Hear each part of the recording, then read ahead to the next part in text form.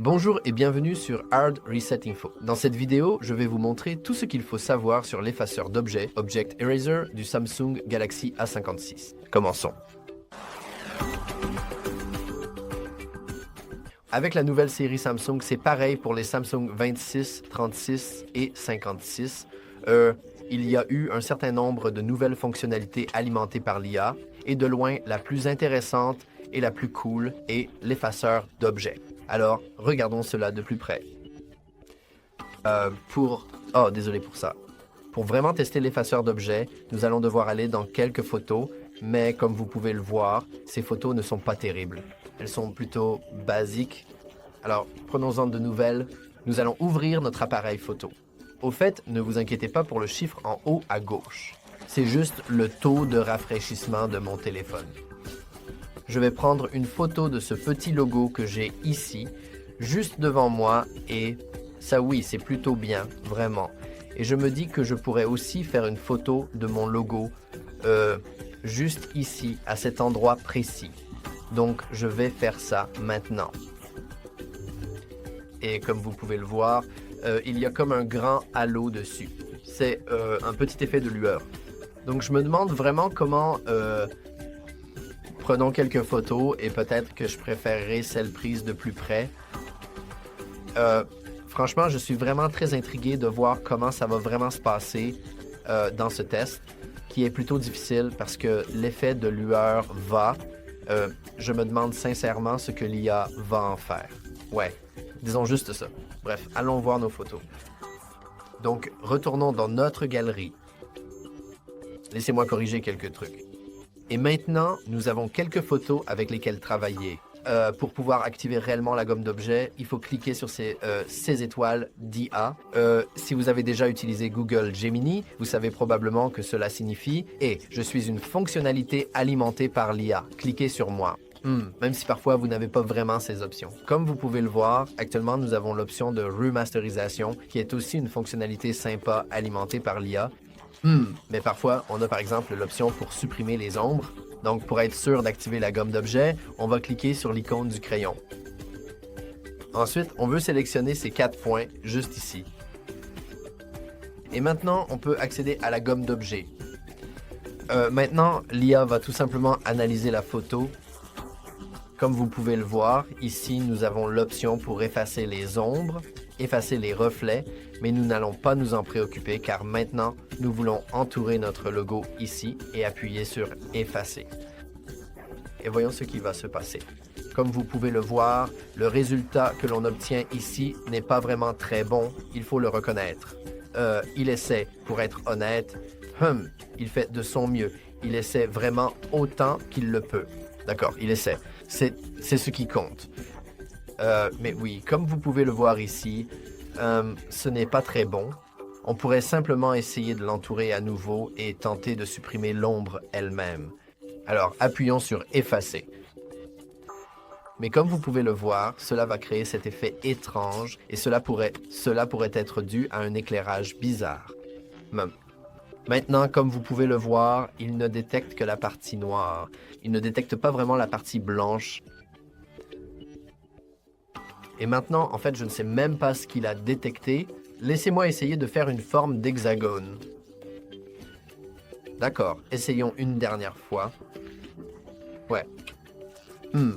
Bien sûr, cette fonctionnalité est la meilleure lorsqu'on travaille avec des fonds d'écran très simples, comme un mur blanc par exemple, ou juste un mur blanc, ou en gros, tout ce qui a un schéma de couleur simple, comme ça l'IA ne galérera pas trop. Il est également important de noter que cette fonctionnalité peut rencontrer des difficultés sur certains téléphones plus anciens ou moins puissants, comme le 26 Samsung. Cependant, il est important de préciser que cette fonctionnalité devrait fonctionner au mieux et fonctionnera probablement au mieux sur le 56. Donc voilà, c'est quelque chose à garder en tête. Quoi qu'il en soit, essayons de tester le réglage avec notre logo ici. Alors, allons-y. Oui, on peut cliquer sur « Terminer » et enregistrer une copie pour avoir une belle comparaison côte à côte, ce qui, comme vous pouvez le voir, n'est pas vraiment très concluant. Voilà, donc c'est pas très concluant, effectivement. Et passons au test ultime, à savoir le logo très lumineux. Je parie que l'IA va vraiment avoir du mal avec celui-ci. Mais c'est une idée plutôt sympa de tester l'effacement des ombres et des reflets parce que c'est tout ce qu'il faut savoir vidéo et il faut savoir que vous pouvez simplement cliquer sur effacer les ombres et en théorie cela supprimerait les ombres. Cependant, sur cette photo en particulier, il n'a détecté aucune ombre. C'est la même chose pour les reflets. Je ne pense pas que cela fera quoi que ce soit en réalité. Oh, il dit qu'il l'a vraiment bien refait. Alors, c'est intéressant. Appuyons sur terminer. Enregistrons une copie parce que je veux juste regarder ça de plus près. D'accord. Donc, il a bien supprimé les reflets. Et par supprimer les reflets, il a en fait flouté toute l'image. Donc, il a indiqué que ça, c'est clairement un reflet. Ça aussi, c'est un reflet. Alors que sur l'original, on a une belle quantité de détails qui sont perdus dans le processus.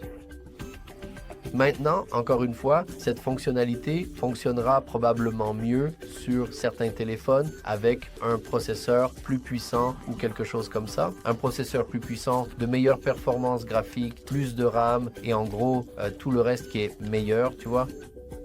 Mais essayons l'effaceur d'objets une dernière fois. Alors, allons sur notre icône de crayon. Allons ici. Allons sur l'effaceur d'objets et testons-le. Je vais dessiner un cercle autour de notre logo. Il l'a détecté, donc c'est plutôt cool.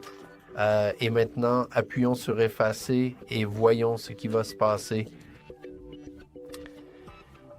Et il nous reste un effet assez intéressant, tu vois. Je vais simplement appuyer sur terminer, juste pour qu'on puisse vraiment avoir une bonne comparaison. Comme vous pouvez le voir, cela a essentiellement supprimé la LED lumineuse. Parce que si vous regardez de près notre logo ici, on peut voir que c'est vert et que c'est aussi une LED verte à part entière. Et l'IA, eh bien, elle a tout simplement supprimé la LED. On peut voir que ça c'est l'original et ça c'est la version alimentée par l'IA. Si vous regardez attentivement, vous verrez que, vous savez, quelque chose ne va pas avec cette photo. On peut réessayer une fois de plus. Donc, laissez-moi revenir à notre icône de crayon, les 4 points à droite, la gomme d'objet à gauche et essayons de sélectionner à nouveau notre logo parce que actuellement il n'est fait que de lumière, ce qui est un effet sympa c'est sûr, mais essayons de l'enlever. Et quelque chose de très important à garder à l'esprit, c'est que vous savez même... Oh. Maintenant, ce n'est plus qu'une boule de lumière. Cool. On peut appuyer sur terminer. Je vais appuyer sur enregistrer une copie. Et comme vous pouvez le voir, voici tout le processus. C'est la toute première fois que nous essayons d'utiliser l'outil de suppression. En fait, c'est la suppression d'un reflet pour la première fois. Comme vous pouvez le voir, voici le détail. Il n'y a plus de détail, il n'y a plus de LED blanche et il n'y a plus de logo. Ce n'est plus qu'une boule de... sur cette lumière. Ouais. Mais il est aussi très important de garder à l'esprit que même le meilleur utilisateur de Photoshop, geek ou autre, aurait du mal face à, vous savez, une photo comme celle-ci, qui non seulement a le logo, mais qui en plus est lumineuse. Si elle était éteinte, alors peut-être que ce serait faisable. Oui, ce serait probablement faisable, mais comme tout est sur la lumière, je ne sais pas, peut-être qu'on pourrait passer cette photo en noir et blanc, mais même dans ce cas, ces parties seraient un peu plus blanches. Elle serait, elle, plus claire et celle-ci serait plus foncée. Donc il n'y a tout simplement pas de meilleure option ici. Et pour être honnête, j'ai effectivement choisi des photos difficiles pour la gomme d'objets, mais j'espère qu'avec ces photos compliquées, vous pouvez maintenant voir comment la gomme d'objets se comporte et comment l'utiliser. Et si vous avez trouvé cela utile, n'oubliez pas de liker et de vous abonner. Merci d'avoir regardé.